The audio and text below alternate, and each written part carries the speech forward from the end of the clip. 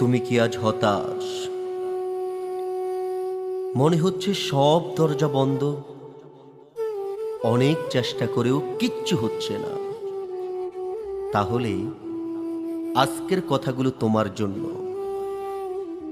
মনে রেখো, যে রব তোমাকে সৃষ্টি করেছেন তিনি তোমার কষ্ট দেখছেন, তোমার চোখের অশ্রু তিনি দেখছেন, তোমার ভাঙা হৃদয়ের শব্দ তিনি শুনছেন।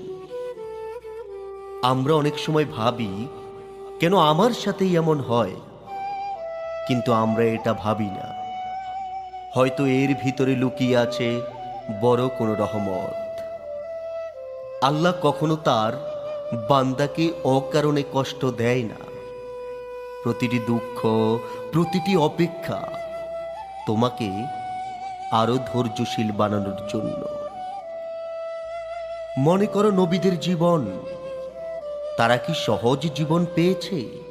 না, তারা পরীক্ষার পর পরীক্ষা দিয়েছেন, কিন্তু সে পরীক্ষায় তাদের মর্যাদা বেড়েছে।